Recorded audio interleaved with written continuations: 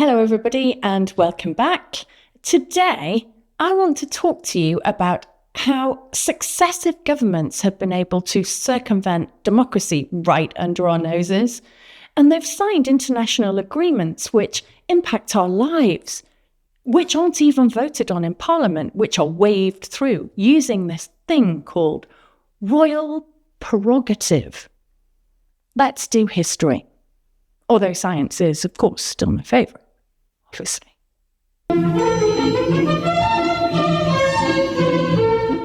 Now, originally, the royal prerogative was absolute. Kings could, and queens could, impose taxes, they could wage wars, they enforced laws without the approval of Parliament. But over time, events like the Glorious Revolution and the Bill of Rights in 1689, check my dates, curbed the monarch's power.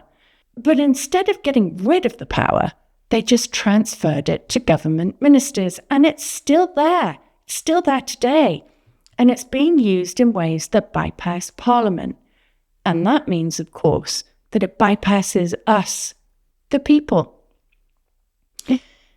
You see, the royal prerogative allows the government to sign international treaties without a parliamentary vote. They can also deploy military forces at will and appoint key figures without public scrutiny.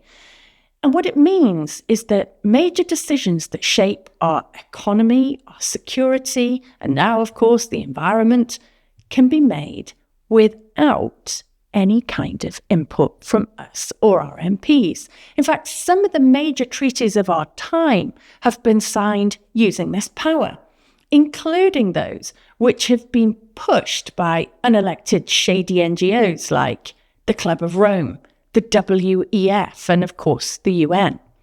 Things like the Kyoto Protocol of 1997, well, that bound the UK emissions reductions. There was a bit of a debate, but there was no vote. And then the Paris Agreement of 2015, that committed us to climate targets with no public vote. And in the same year, Agenda 30, which of course is just a conspiracy theory, was signed into that brought in sweeping UN goals on our domestic policy with no vote. And then the Maastricht Treaty and the Lisbon Treaty in 2007 pushed us into far deeper EU integration, an integration that was never voted for originally, and it was all done without public consent. Today, that all-important pandemic treaty is going to be signed by royal prerogative. Did you know that? Because I didn't. More on that in a minute. So despite its name, the royal prerogative is wielded exclusively by government, not by the monarchy. The king is just an incredibly wealthy, crown-wearing, symbolic figurehead who is, of course, completely enthralled to the WEF. But he doesn't have any practical power to stop the government anyway, and he wouldn't. This means that policy decisions impacting millions of our lives are made with minimal scrutiny and no direct accountability to the public. The issue with the royal prerogative is not just about legality, it's about legitimacy, because we face sweeping changes in our entire lives, environmental, economic, and social policies, and they're being crafted behind closed doors with no public or parliamentary debate. And it's often too late before we see it.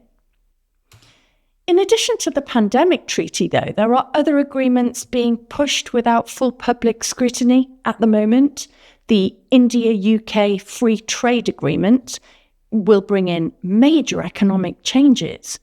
The Gulf Cooperation Council deal, well, that could shift trade policies significantly. Has anyone discussed that with you or with any business in the UK that trades? Nope, not discussed it with me. And then there's the South Korea-UK Trade Agreement, and that's shaping digital commerce frameworks. Well, that sounds quite serious. Do you know the details? Because I don't, and your MP doesn't either. And then finally, we have the Pan-Euro-Mediterranean Convention. And what that says is it will align UK trade with Europe.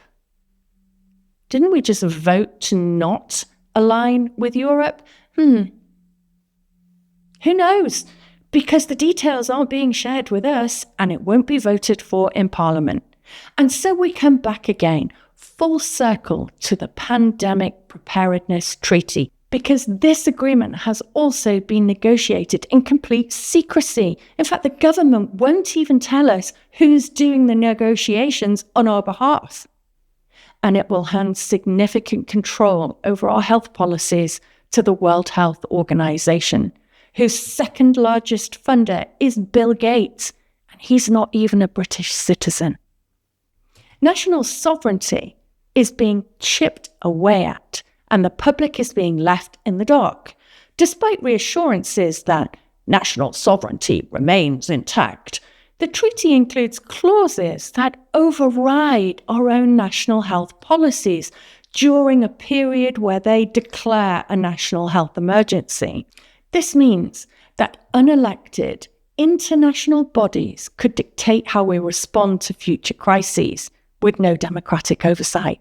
And if ratified, this treaty could impose legally binding obligations on the UK, affecting everything from vaccine procurement to vaccine mandates to lockdown measures to who can travel and who can't, without the public ever having a say. Now, we have seen legal challenges to this prerogative before, such as do you remember when Mad Gina Miller tried to stop Brexit? And it questioned the government's use of these powers, but nothing was really done. And if we're a proper democracy, then surely, we must demand full parliamentary overview on all treaty ratifications. Public referendums should be held on agreements that try and reshape our society. They do them in Switzerland. Why is our government so scared of direct democracy? There should be greater transparency, greater accountability in the negotiation process. Why isn't it open book? Why aren't our MPs allowed to vote on it? Is it because the government thinks we might vote against it? That's why I think they're doing it. The royal prerogative, once a tool of kings, is now a tool of governments to circumvent us. The treaties they sign on our behalf shape our futures, often without us even knowing what they contain. We're losing our voices. We're kept compliant with a general election vote every 5 years. But these treaties last a lifetime, sometimes many lifetimes. So what can you do? Well, I think we have to really push our MPs to demand more oversight. Because if they think their jobs are on the line, they might try a little bit harder. Regardless, the Royal Protocol has no place in a modern democracy. We must get rid of it. That's what I think.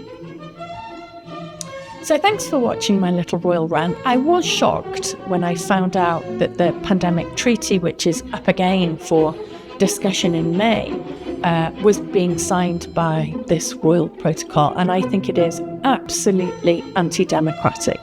What do you think? Tell me in the comments below. Share this video, make sure people know, subscribe and like, and join me next time when we'll talk about something else.